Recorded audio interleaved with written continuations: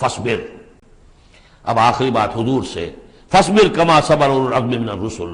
اے محمد صلی اللہ علیہ وسلم آپ بھی صبر کیجئے جیسے کہ ہمارے اولو العزم رسول آپ سے پہلے صبر کرتے رہے. یہ اولو العزم من الرسل عام طور پر خیال ہے کہ 5 ہیں، بعض حضرات 7 شمار کرتے ہیں، حضرت ہود حضرت صالح کو بھی شامل کرتے ہیں، لیکن 5 پر چونکہ اسی سلسلہ سور کی صورت ہے سورہ شورى جس میں 5 کا ذکر ہے.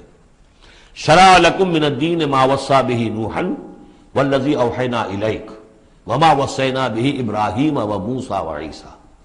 حضرت نوح، حضرت ابراہیم، حضرت موسیٰ، حضرت عیسیٰ اور حضرت محمد صلی اللہ علیہ وسلم علیہ الصلوۃ والسلام، یہ اولو العزم من الرسل ہیں.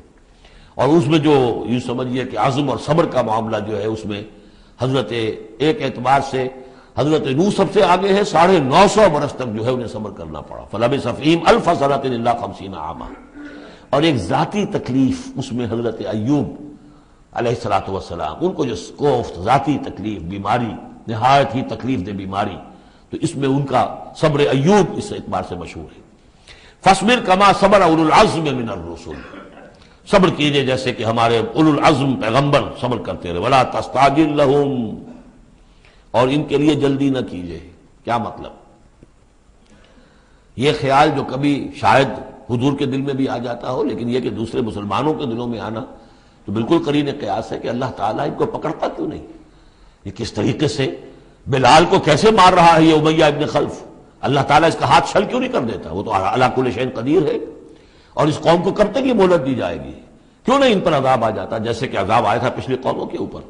فرمایا نہیں، ولا تستعجل. پچھلی سورت بھی اسی پر ختم ہوئی تھی کہ اے نبی اہل ایمان سے یہ کہیے کہ ذرا ان کو ابھی معاف کریں، ابھی ان کو کچھ عرصے کے لیے، چونکہ جو ہمارا ابھی فیصلہ جو ہے وہ یہ ہے کہ ابھی وہ وقت عذاب کا نہیں آیا ہے، تو ابھی یہ ذرا درگزر کرتے رہیں. وہی بات یہاں خاص طور پر واحد کے صیغے میں خطاب کر کے حضور سے کہی جا رہی ہے. فاصبر کما صبر اولو العزم من الرسل ولا تستعجل لهم، تستعجل لهم ان کے لیے جلدی نہ کیجیے. کانہم یوم یرون ما یوعدون، جس دن کے یہ دیکھیں گے اس عذاب کو، جب عذاب آئے گا تو ایسے محسوس کریں گے لم یلبسوا الا ساعۃ من نہار، کہ نہیں رہے تھے مگر دن کی کسی ایک حصے میں، ایک گھڑی دن کی صرف. بلاغ یہ ہے پہنچا دینا، ھذا بلاغ، لیکن ھذا یہاں پر محذوف ہو گیا. ھذا بلاغ، بلاغ یہ پہنچا دینا ہے. فہل یہلک الا القوم الفاسقون، تو ہلاک تو وہی کیے جائیں گے. کون ہلاک کیا جائے گا سوائے ان کے کہ جو نافرمان لوگ تھے. یہاں یہ جو 8 سورتوں کا ایک سلسلہ چلا آ رہا تھا وہ بھی ختم ہوا، اور یہ کہ جو 5واں جو گروپ ہے مکی اور مدنی صورتوں کا، ان میں سے جو مکیات کا سلسلہ ہے وہ ختم ہو گیا. اور یہ 13 صورتیں ہیں، سورہ سبا، فاطر، پھر یاسین، پھر صافات، پھر صاد، اور پھر یہ 8 صورتیں، سورہ زمر، اور پھر مومن، اور پھر حامیم سجدہ، اور شورا، اور زخرف، اور دخان، اور جاسیہ، اور احقاف.